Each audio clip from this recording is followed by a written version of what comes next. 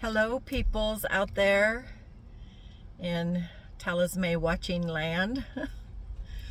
um, I don't even know what today is. Something October 2022. I'm on my way back from picking up the last of my things in Coffeyville, Kansas.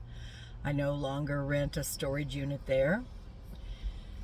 That suspends my ability to live my full and glorious life. And I no longer have things at my sister Debbie's home being stored for me to crash on her extra spare bedroom when I come to town.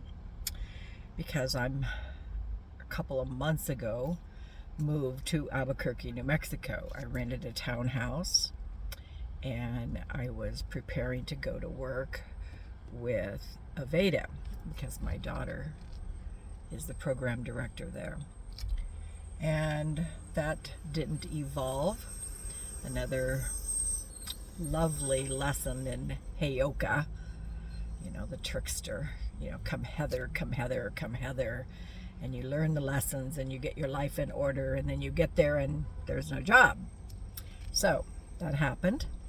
And I, within 24 hours, made an agreement to open a holistic healing spa where I do organic healing work, everything natural, as according to my long-lived philosophy in life. Many of you know that I taught at Rutgers Alternative Wellness for people in recovery.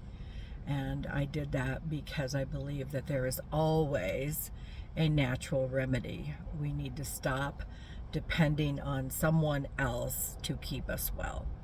Stop depending on an antibiotic. Eat better food. Stop depending on chemo. Deal with your resentments, your parasites, and alkalize your body. It's that simple. And with that being said,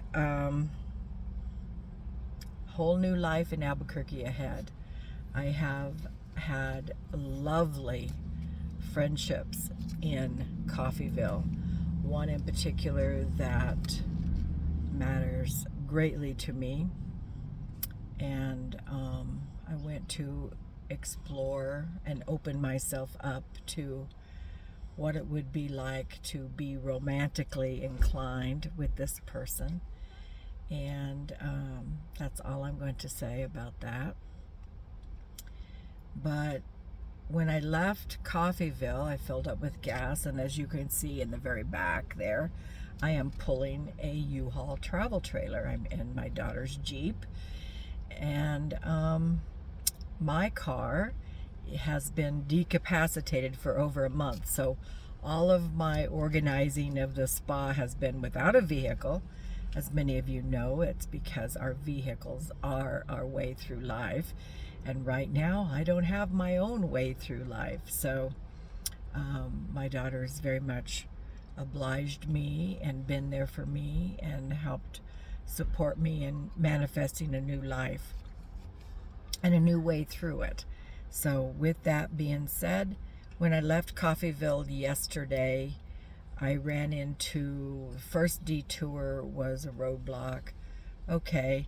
Second detour was a fire, a wildfire. They had the game wardens, the police, cops, ambulances, fire department, all kinds of things out there dealing with that, and they diverted traffic further south. So that was Highway 11 in Oklahoma.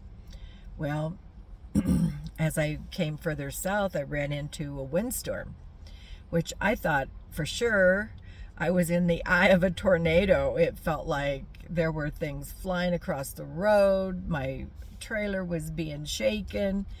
I have these images when you're from Kansas. You remember the Wizard of Oz and Toto, and oh my gosh, I was just like, this is nuts. This is crazy. So I pulled over, and quite a few vehicles had done the same thing in the same parking lot. And the truck that was the storm tracker led us out of that area. So I got onto a road that just kept going west and west and west and west. Horrible road, but I went slow and I was able to get through. At some point, the dirt was so severe that I couldn't see. I mean, not the taillights in front of me, not the headlights coming toward me, nothing. And I literally did get off the road at one point, which, you know, scares the hell out of you. But I was in Oklahoma, which is now my other word. So when somebody tells me to go to hell, I will actually believe that they want me to go back to Oklahoma, because that was kind of my experience yesterday. Then we had rain. I mean, it was just like, please don't let me do this again. So I ended up finding a hotel in Canadian, Texas, which is a lovely town. It was a lovely hotel. However, still quite toxic, you know, the smell of chlorine and Clorox and cleaning chemicals, excuse me, was quite severe. So, of course, I had an asthma attack, which I had had one earlier in the day. I can't just blame that one on the room. I was exposed to some cigarette smoke and, you know, the Kansas dust and dirt and cornfields. And so I think that triggered it. And then the room just made it worse. So I'm anxious today to get home and start medicating my new hives that I'm broke out with, which just thoroughly upsets me. But it is what it is at my age, and I just have to shield myself, protect myself, and keep doing the best I can do every day. I listen to a lot of videos and spiritual workshops while I'm driving, and that helps the time. It also helps the privacy in my mind. It soothes me, it comforts me. And Zeus gets a lot of naps. This morning he hurt his little foot, the door of the hotel when we were leaving. As I pulled it back, it caught his little foot, and so he's been limping around today, but Mommy's given him lots of love, so he will be okay. He will be okay. And this trip, he has a new little car seat that he set in. It's like a little square box, you know, and he has had no anxiety attacks. None. He loves this little box. He goes right into it. He feels comforted by it, and it's just been a blessing to have. So after I left Canadian, Texas this morning, I thought I need a Starbucks because the coffee sucks around any hotel you ever travel to. I think I should be a travel advisor for gluten-free people, dairy-free people, because we have to travel with our own food wherever we go. And I had finished up my creamer when I was in Coffeyville, so I was creamerless this morning. So I Googled Starbucks because they have soy or almond and creamers, and so I thought, well, I'll do that. Well, the closest one was Pampa, Texas. So I headed to Pampa, Texas, and I thought, I've been through there before. There was something about Pampa, Texas in my mind that I had remembered. And the closer I got here, the memory returned. I was a little over a year old, I think, like a year and a couple months, about this time in 1956 or 7. I honestly don't even remember. And I had a baby sister. It was one of the very short visits when my parents came and got me after they had abandoned me. And I was with them. I think they had high hopes of starting a family together, you know, with the daughter they had orphaned and then their new baby. And so I had really kind of taken to this baby. She was adorable. She was wonderful. Just the sweetest little thing you can imagine.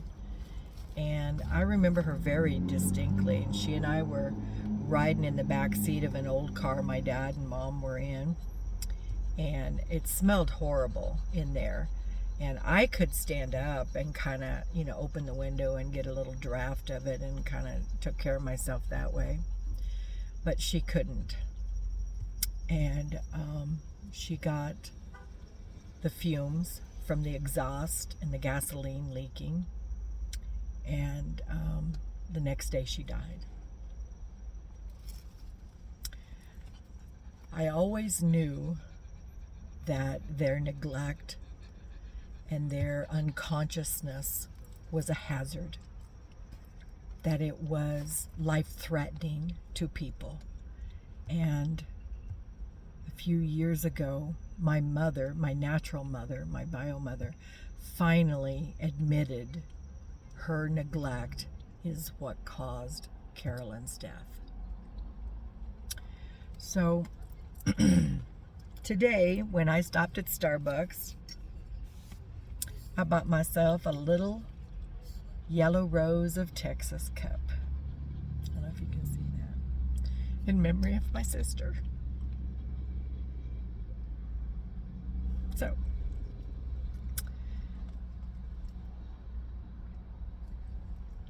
we're getting ready to go through eclipse season, which always brings up buried emotions, emotions that we've numbed out, emotions that we've spiritually bypassed in one way or another. But I would invite you to do what I'm doing. Just sit with a nice cup of coffee. Just sit and feel those feelings. Feel that loss.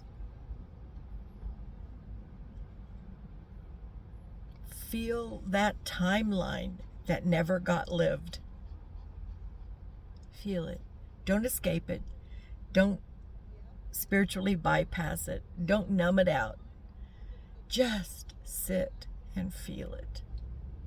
That is so healing. It is so empowering. It is so organic to the human soul.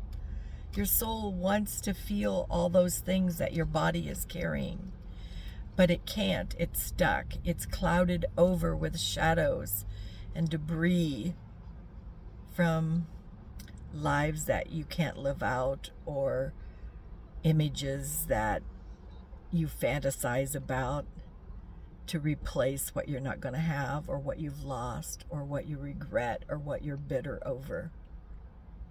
Just feel the feelings. And think of my baby sister.